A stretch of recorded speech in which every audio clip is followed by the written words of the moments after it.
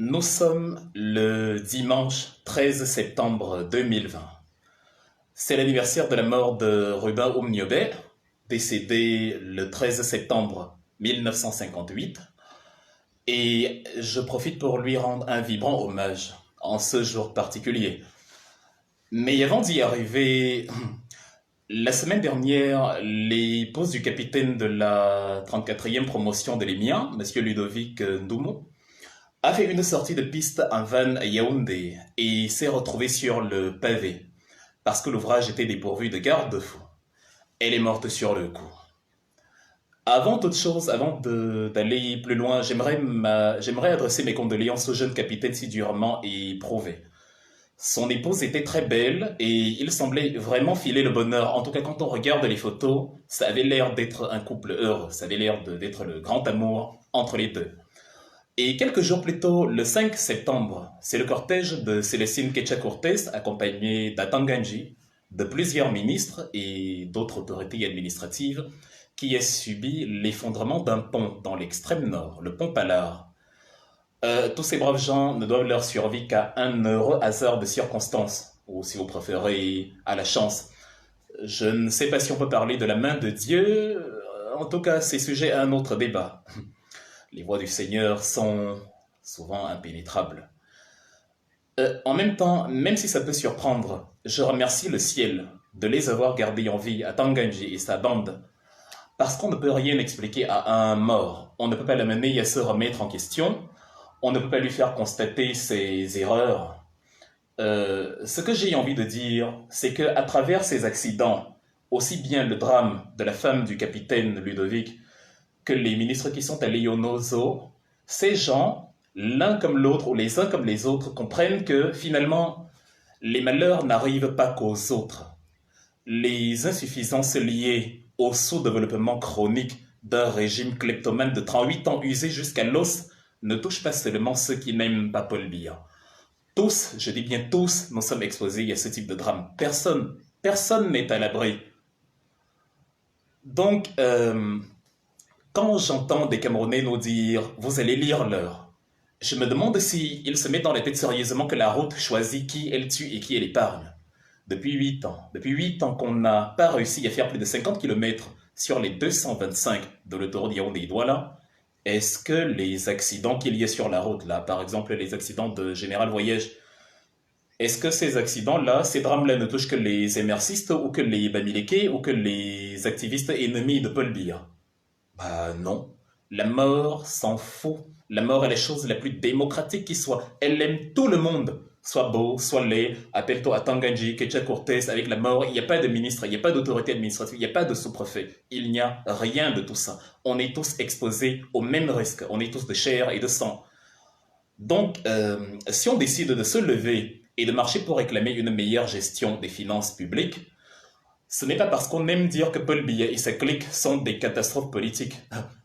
Mais c'est surtout, bon, déjà, ils sont des catastrophes politiques. Mais si on se lève, c'est surtout parce qu'on veut que nos routes cessent d'être des tueuses en série. Regardez le Cameroun. La mort est tellement fréquente qu'elle est devenue banale, on se croirait en Afghanistan. Vous entendez, il y a un attentat à Bagdad, est-ce que ça vous choque? Tellement c'est quotidien. Donc pareil, quand on entend donc il y a un accident là-bas, une collision au cours d'un dépassement parce qu'une voiture n'a pas vérifié que l'autre venait en face et parce que la route est plus une piste, j'appelle ça une corde de terre. Quand ces choses arrivent, ça ne surprend plus personne parce que c'est quotidien. On a domestiqué les accidents au Cameroun. Aussi, il y a des ponts qui s'effondrent. En tout cas, il y a des ponts qui s'effondrent partout ailleurs, ça c'est vrai. Mais eux, ailleurs, ils réparent. La différence entre eux et nous, c'est qu'eux, ils réparent, les autres pays réparent instantanément. Souvenez-vous de l'effondrement du pont de Genove à Gênes, en Italie, dans la Ligurie, qui s'est effondré il y a 2 ans et qui a tué, je sais pas, une dizaine de personnes. Eux, ils ont déjà reconstruit ce pont. Il a été inauguré il y a quelques jours. Il a été reconstruit en un an. Chez nous, les infrastructures, si elles ont un problème, c'est du définitivement provisoire ou du provisoirement définitif. Ça fait donc que j'ai un message à adresser à l'armée camerounaise et à la police. Je ne suis personne, je ne suis qu'un Camerounais lambda, sans histoire, sans don particulier, qui n'a mais vraiment rien d'extraordinaire, rien du tout. Je ne suis ni un génie, ni un prince, ni le fils d'un grand. Je ne représente rien, nada, nothing. Cependant, je suis un Camerounais épris de justice. J'aime la justice. J'aime l'objectivité. J'aime l'équité. J'aime la considération de l'individu. J'aime quand on traite l'être humain comme on aimerait qu'il nous traite. C'est ce que Emmanuel Kant nous dit dans Critique de la raison pure. Agis de telle sorte que tu traites l'humanité toujours en même temps comme une fin et jamais simplement comme un moyen. Fin de citation. Et il précise aussi bien dans ta personne que dans la personne d'autrui. Donc, je sais que ce régime vous a déjà préparé à molester vos compatriotes comme si ce que ces gens revendiquaient ne vous touchait pas. Je sais qu'ils comptent sur vous pour défendre leurs acquis, puisqu'ils prennent et ils vous ont formé, et en tout cas à prendre le pouvoir et à considérer le pouvoir comme une affaire familiale qui ne se partage avec personne et où on ne rend aucun compte. Je sais qu'ils vous ont déjà chauffé à blanc et qu'ils vous ont grassement payé pour que vous soyez impitoyables face aux manifestants du 22 qui seront nombreux dans les villes du Cameroun. Nous sommes le dimanche 13 septembre 2020 et comme je disais, c'est l'anniversaire de Ruben Oumniobé. Certains d'entre vous, dans cette armée, dans cette police, sinon vous tous, vous le célébrez là-bas comme un héros national. Pourtant, jadis, Oumniobé fut traité de maquisard par l'armée, par la police, sous colonisation française. Sachez donc que les terroristes d'aujourd'hui peuvent être les patriotes de demain. Soyez du bon côté de l'histoire. Soyez sur la bonne page du grand livre de la destinée du Cameroun. Vous avez le canon, je sais, mais vous avez aussi la raison. Du canon à la raison, il n'y a qu'un pas, et en plus ça rime. Ça veut dire que ce n'est pas parce qu'on est armé qu'on est au-dessus des lois. Je répète, la constitution camerounaise autorise les marches. Même si elles ont pour mot d'ordre Paul Biya doit partir. Je répète, c'est l'expression pure et banale des libertés fondamentales. Je répète, les Camerounais ont le droit de dire Paul Biya doit partir. Les Camerounais ont le droit de dire Paul Biya doit partir. Les Camerounais ont le droit de dire Paul Biya doit partir. En 2020, c'est un droit. Et c'est encore plus un droit en ce jour symbolique d'anniversaire de Ruben Oumniobé. Ce dimanche, même jour du Seigneur, pour ceux qui vont à l'église. Rangez-vous du côté du peuple, et le peuple vous le rendra. Soyez courageux. Parmi vous, il y en a qui pensent comme nous, mais les factures de fin de mois et la peur de la répression vous consument de l'intérieur. Donc du coup, vous acceptez le rôle ingrat de mercenaire qu'on vous a donné là-bas, de molester un peuple qui ne demande que la justice. Est-ce que c'est trop demander de ne demander que la justice? Rangez-vous du côté de l'histoire parce qu'on ne doit pas retenir de vous une horde de chevaliers tueurs dont la seule cible est leur propre population. Souvenez-vous, à cause de ce qui s'est passé au Nozo, par exemple, depuis 2016, où vous avez reprimé une population pacifique jusque-là, et ce qui a contribué à radicaliser certaines mentalités dans la zone.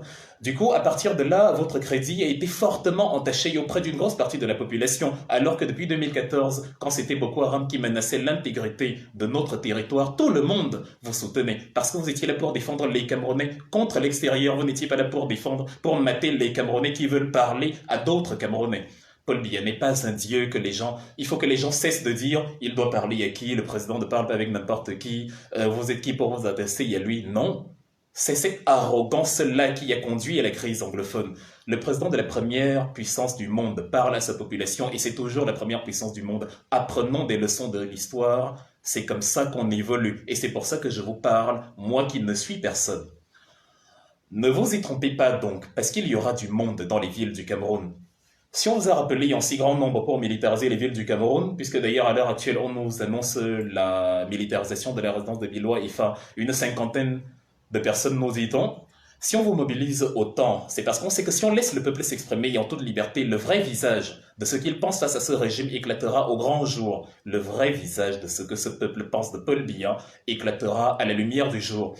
On ne parle pas de quelques illuminés qui s'agitent sur la toile ou ailleurs, et qui profitent du système et sont prêts à tout pour le conserver. Et certains sont justement parmi vos chefs dans le corps de l'armée, et c'est eux qui vous donnent des ordres, et c'est eux qui vous obligent à mater une population qui veut en fait la même chose que vous. Ce peuple-là a le droit d'estimer que celui qui trône à sa tête n'a pas la compétence pratique pour le diriger. Il a le droit de penser qu'une photo qu'on diffuse toutes les 3 ou 4 semaines, ou que des communiqués de décret qui virevoltent ça et là ne sont en aucun cas une façon de gouverner. Bien au contraire, c'est de l'infantilisation. C'est un manque de respect total envers la nation. Je veux bien que la moyenne d'âge du Cameroun soit de 17 ans, mais qu'on ne nous prenne pas, en tout cas qu'on ne prenne pas ces Camerounais là pour des animaux. Parce que les mineurs d'aujourd'hui seront les bâtisseurs, les constructeurs du Cameroun de demain.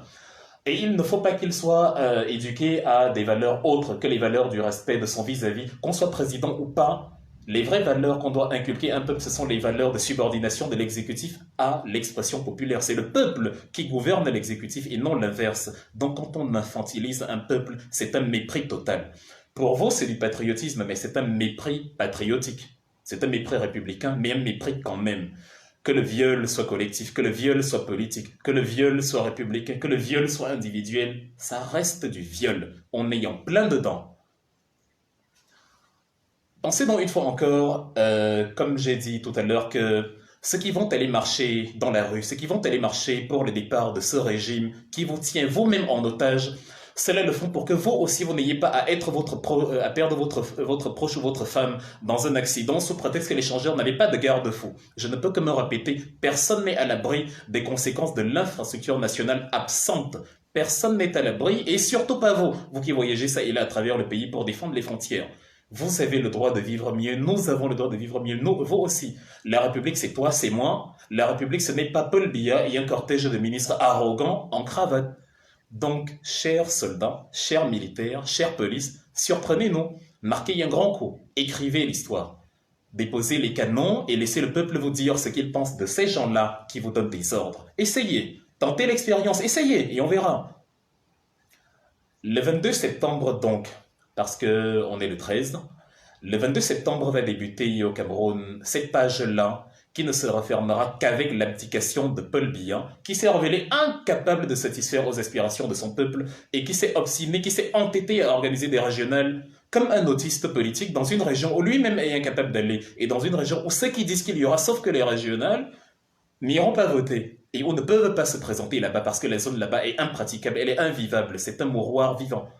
Permettez l'oxymore. Le 22 septembre va donc débuter cette page-là, qui va se refermer, quel que soit le temps que ça prend avec son départ, son abdication, tout ce que vous voulez, car tout a une fin, même Paul Biya, et le temps est venu pour lui de comprendre cela.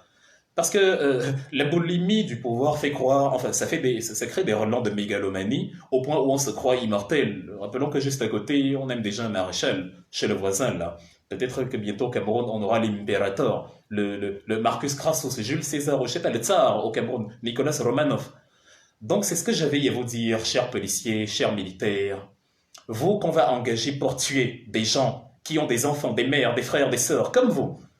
Des gens qu'on va engager pour molester, pour brimer, des gens dans une foule où il y a peut-être vos cousins, vos amis.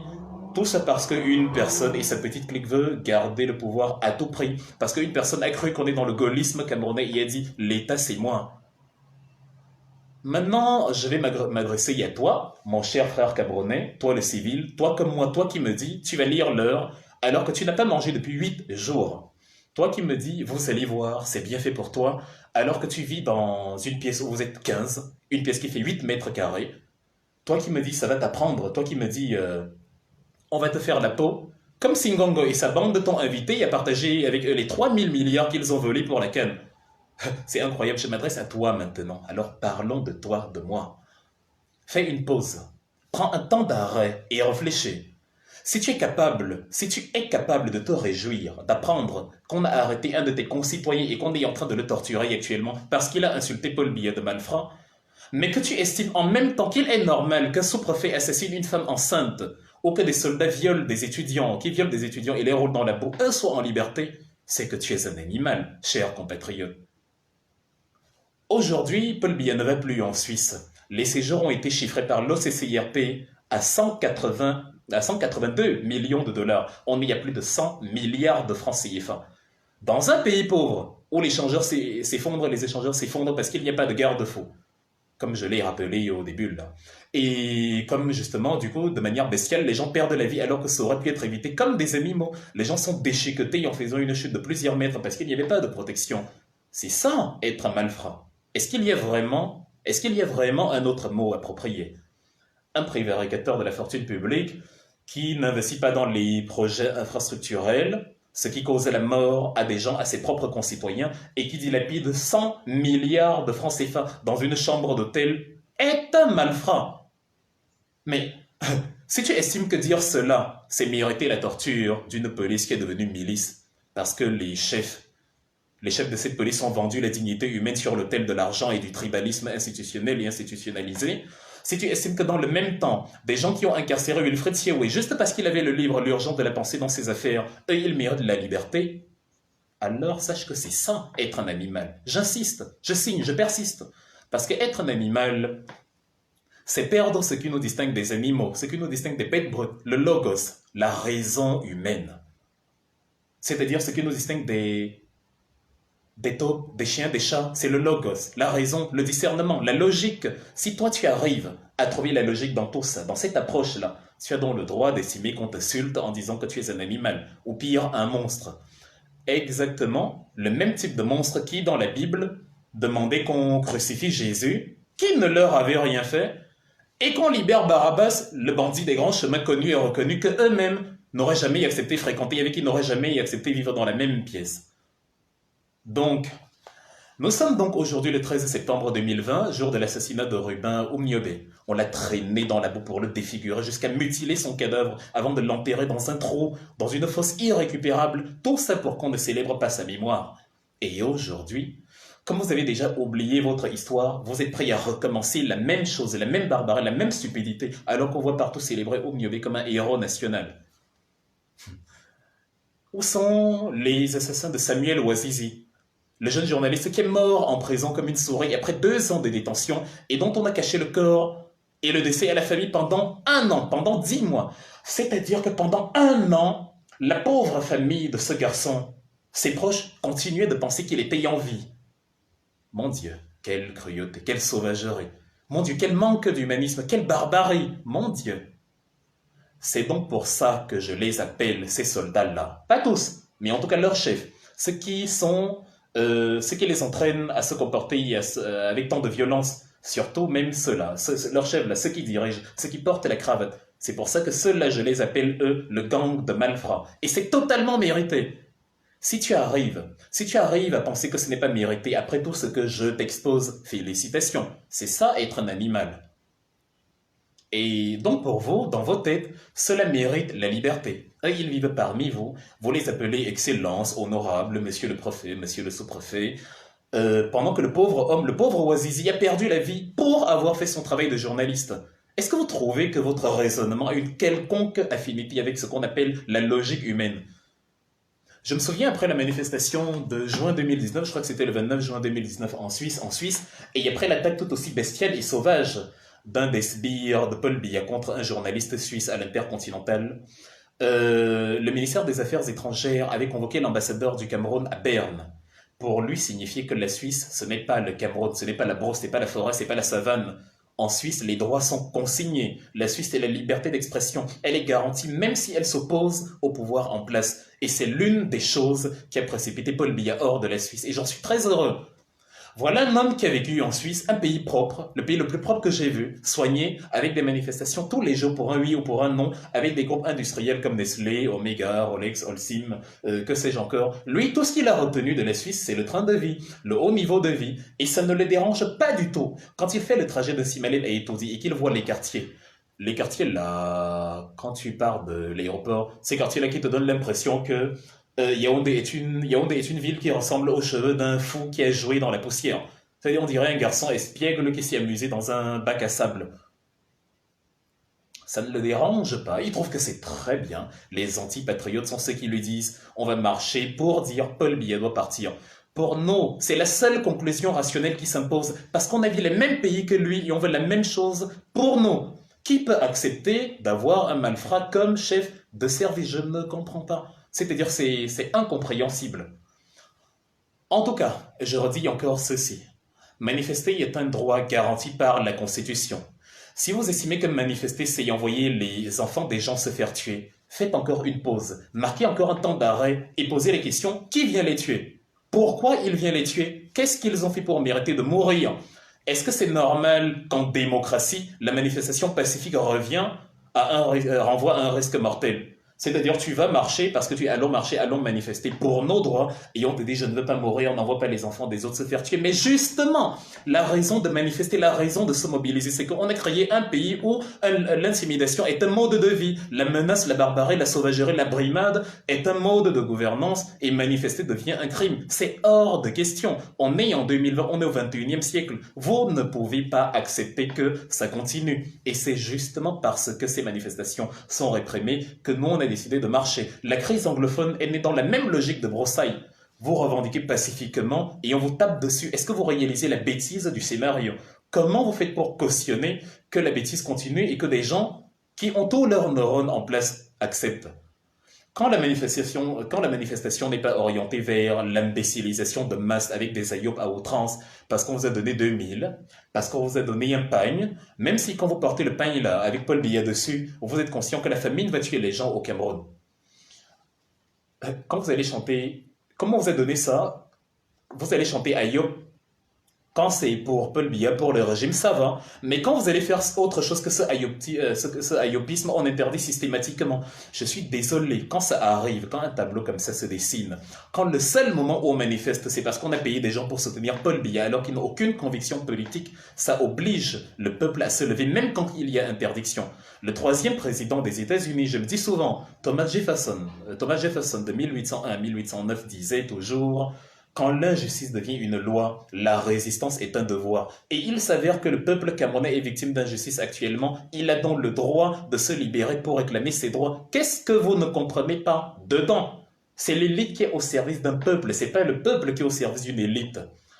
C'est pour cette raison que, pour conclure, j'invite le peuple à se mobiliser le 22 septembre 2020 dans toutes les villes du Cameroun et en particulier à Yaoundé et Douala aux côtés de leurs concitoyens, ceci pour réclamer le départ pur et simple du gouvernement en place.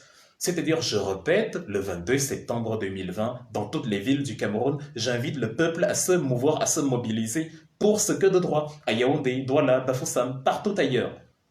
Parce que ce régime qui a pour mot d'ordre, pour mode de gouvernance, la menace, l'intimidation, les numéros masqués, les messages masqués, les menaces, la torture, doit s'en aller. La torture, la menace, la propagande ne peuvent pas être des programmes de gouvernance. Ça garantit le sous-développement. Regardez quand on vous dit que votre compatriote était arrêté, incarcéré, vous vous réjouissez. Mais pendant ce temps, ceux qui ont violé, ceux qui ont tué, ceux qui ont roulé les gens dans la boue, ceux qui ont tué les bébés sur le dos de leur maman, ceux qui ont donné les ordres d'incendier des villages, vous les appelez excellence, vous les appelez chefs, vous leur dites même Dieu vous protège. Donc ces éléments-là ne peuvent pas être acceptés, ce ne peut pas être des programmes de gouvernance. Mobilisez-vous, chers Camerounais, sortez de chez vous, ayez la force de réclamer vos droits et de ne pas vivre comme des animaux. La deuxième raison qui pousse un peuple à descendre dans la rue pour réclamer le départ d'un président, c'est si ce président s'avère incompétent de prendre soin d'eux en appliquant les mesures qu'il faut pour les rendre heureux. C'est la deuxième mesure après les contentieux électoraux. Même s'il a été élu, parce que pour vous, il a gagné les élections, s'il s'avère incapable, incompétent de vous garantir le minimum dont vous avez besoin et de mettre sur pied une politique de respect qui vous permet l'épanouissement avec l'infrastructure économique, sociale, culturelle. Vous avez la légitimité, vous avez même l'obligeance de sortir pour demander à ce président-là de libérer les lieux. Parce qu'un régime qui privatise l'argent dédié à vos autoroutes, un régime qui punit des gamins de 18 ans, sous prétexte qu'ils ont triché, mais qui épargne les fraudeurs principaux, eux, ils ne connaissent pas la prison. Un régime qui abandonne les hôpitaux chez lui, sans électricité, sans scanner, sans matériaux d'opération, sans perfusion, et qui va se faire soigner à l'étranger parce qu'un ministre a mal au doigt. Un régime qui plombe une compagnie aérienne et qui est obligé de prendre Ethiopian Airlines pour aller à Palar, au nord, à l'extrême nord. Alors que Ethiopian Airlines, notre sœur jumelle, qui a été fondée sensiblement à la même période, a aujourd'hui plus de 120 appareils.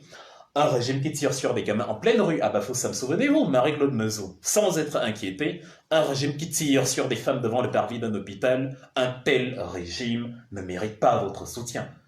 On n'a pas besoin d'un dessin pour vous amener à le comprendre. C'est une évidence absolue. En fait, même les soutiens, même ceux qui soutiennent Paul Biya et qui m'écoutent, devrait le comprendre. Même Brenda qui est à la maison, même Junior, devrait se regarder et dire mais papa, c'est pas normal. Comment ça peut être possible dans ce pays-ci? Je ne peux pas vivre moi dans le luxe, me la couler douce, pendant que la misère est omniprésente et omnivore, parce qu'elle dévore justement mes concitoyens.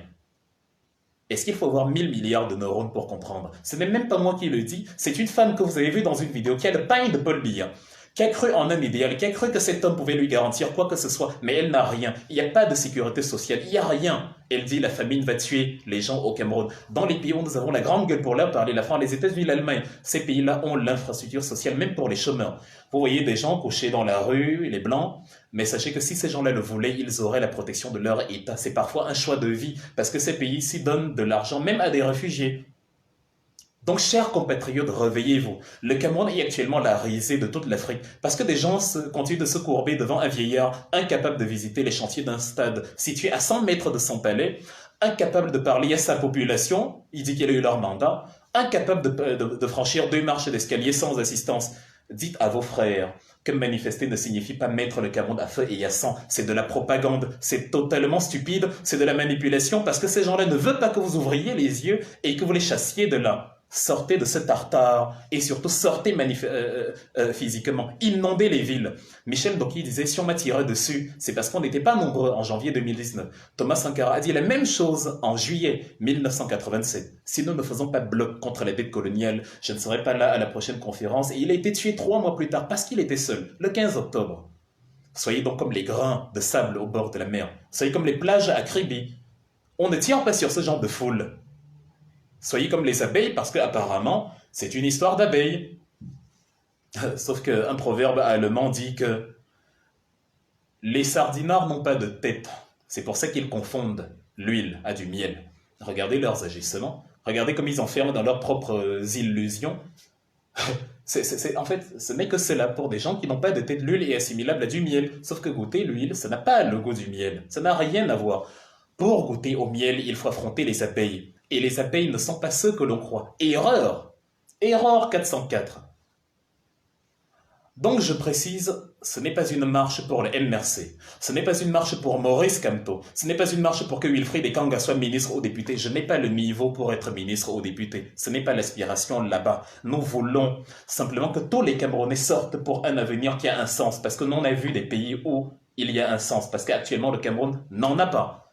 Vous savez comme moi que vous qui êtes au pays, si on donne le visa à 25 millions de personnes, il y a 40 millions sur les 25 qui vont quitter le pays. Je dis, si on donne le visa à 25 millions de Camerounais, il y a 40 millions sur les 25 qui vont quitter le pays. Peut-être le 25, parce qu'il n'y a pas d'infrastructure. Donc organisez-vous. Organisez des rangs, donnez un grand rôle aux femmes et mettez-les en avant. Laissez-les prendre les commandes des manifestations. Ces vendeuses-là qui n'ont pas de hangar et qui sont obligées de payer de durs impôts, les filles diplômées à qui on exige des perversions, de soulever les jambes pour parler crûment, pour leur donner un poste, alors qu'elles méritent puisqu'elles ont la compétence.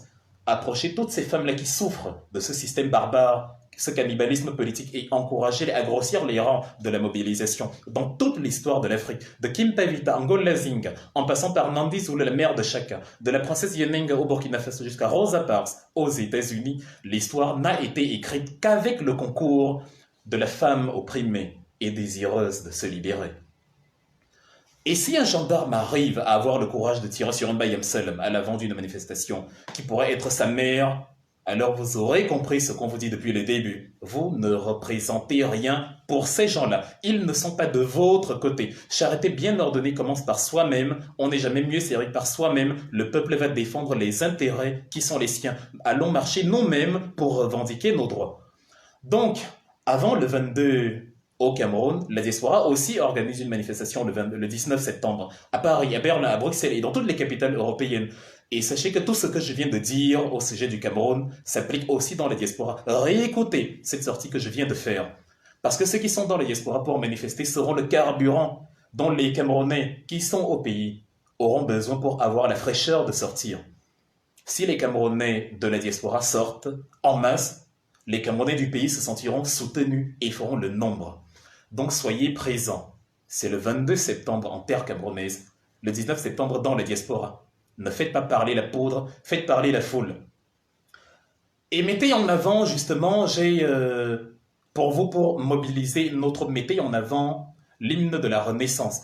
Faites-le répéter à nos compatriotes, faites-le apprendre. Il est sur YouTube. Allez simplement sur YouTube, écrivez l'hymne de la Renaissance. Téléchargez-le ou gardez-le sur vos portables. Il est superbe, il est magnifique, il est génial. Assimilez-le, apprenez-le par cœur, ce n'est pas compliqué. Des vallées, des bolovins, des plateaux de la Damawa, des bambutos au divin majestueux char des dieux. Écoute cette terre qui gronde, cette espérance profonde. C'est le souffle de la renaissance du Cameroun. La renaissance du Cameroun ne veut pas dire le MRC. La renaissance du Cameroun veut dire tout ce qui contraste avec la barbarie, la gabégie actuelle.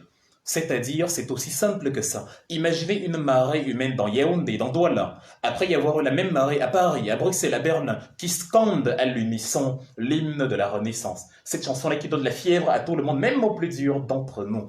Entretenez-la et chantez-la tous, ensemble, tous à l'unisson. Vous aurez cette impression d'appartenance commune. Vous aurez cette impression d'être une famille qui milite pour ses droits, même l'armée, parce que le canon n'est pas la résolution de tous les problèmes. Quand on a fini avec les canons, on finit par dialoguer. Donc l'armée qui a en tête de brutaliser, de martyriser et de tuer des gens finira tôt ou tard par dialoguer avec eux. Quand on a donc un cerveau qui fonctionne, quand on n'a pas une tête de sardine, on dialogue dès le départ. Ça évite aux gens de perdre la vie pour rien. Et on comprend que ça ne sert à rien de dire, vous envoyez les gens dans la rue, allez marcher vous-même. Comment vous pouvez être conscient que marcher signifie mourir et vous acceptez de vivre dans un pays où marcher signifie mourir? Pourquoi on doit me tuer? Pourquoi on doit me couper la jambe? Pourquoi on doit me crever un œil, briser le bras comme Mamadou Motin, briser le crâne comme Wilfred Siewé? Parce que j'ai simplement marché. Quel est mon crime?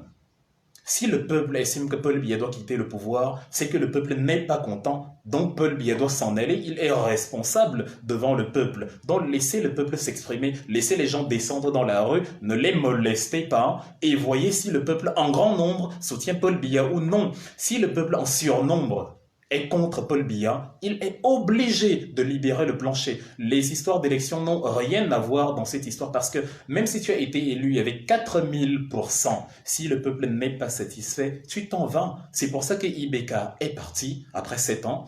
C'est pour ça que Omar El-Béchir au Soudan est parti après 30 ans. C'est pour ça que Nicolae Ceausescu est parti en Roumanie après une vingtaine d'années. C'est pour ça que Lénine a mis fin au régime du tsar en Russie lors de la révolution de 1917. C'est pour ça que Fidel Castro, Camilo Cienfuegos, Che Guevara et consorts ont mis fin à Fulgencio Batista à Cuba en 59. Quand un peuple en a marre, il a la légitimité, il n'a pas à se justifier auprès de quiconque pour quoi que ce soit. C'est ce que Valsero disait donc. Le peuple a la force du nombre, il peut te donner tort. Je vous réitère dans cette invitation, bravez l'interdiction de l'injustice. On ne peut pas vous interdire de pleurer après vous avoir violé. Ça n'a pas de sens. C'est-à-dire le sous-préfet qui vous signe le décret, toute manifestation sera interdite. Lui-même, on ne peut pas violer sa femme et on lui dit, tu n'as pas le droit de te plaindre. Si tu te plains, on va te tuer. Il va dire, comme à la camerounaise, tuez-moi donc. Donc le peuple camerounais a la solution pour faire chuter ce régime, le nombre, la force du nombre. Ne faites pas parler la poudre parce qu'on n'est pas violent, mais faites parler la foule. Ne vous laissez pas marcher dessus. Défendez-vous, la légitime défense est consacrée. Ne laissez pas qu'on vous piétine quand on n'a pas le droit de vous piétiner. Ne laissez pas qu'on vous interdise quelque chose quand on n'a pas le droit d'interdire. Ne laissez pas qu'on vous torture quand on n'a pas le droit de vous torturer. Faites bloc, défendez-vous vous-même. Quand on parle des abeilles, pourquoi les abeilles sont dangereuses alors qu'on peut écraser facilement une abeille? C'est parce que chacune se bat pour les autres. Et comme elles sont nombreuses, tu es obligé de reculer devant un essaim d'abeilles alors qu'individuellement, tu es plus fort que chacune de ces abeilles. Il en est de même pour les matraques, les chars, les canons des policiers face à une foule innombrable et déterminée. Je vais terminer par là. Pour ceux qui s'intéressent à mon incarcération, avant de vous faire écouter le chant de la Renaissance pour conclure cette petite sortie, je n'ai qu'une phrase à vous donner. Pour ceux qui s'intéressent à mon incarcération, je vous donne rendez-vous dans une centaine d'années.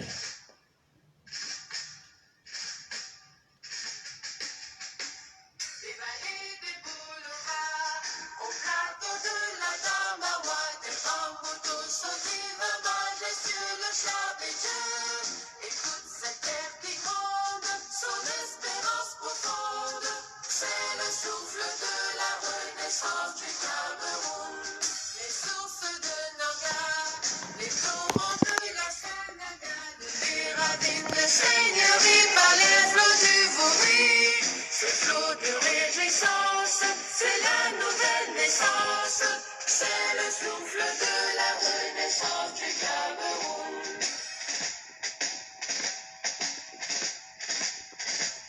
Sur les manettes Bouba, sur les crêtes et Boba, Marc Saki nous caresse, Picoussi dans les graisses, ces armatans qui chantent, ces beaux sons triomphantes, c'est le souffle de la renaissance du Cameroun.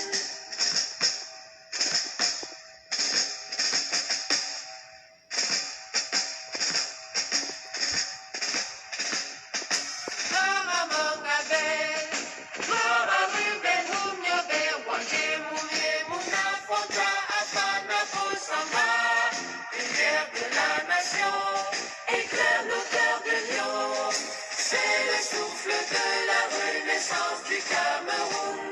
Le Kousseri à batterie de Bakassi qui est aussi uni par le précieux ruban des noces de Fumba. Les enfants tout d'amour, la nuit précède le jour, sur les sillons de la renaissance du Cameroun.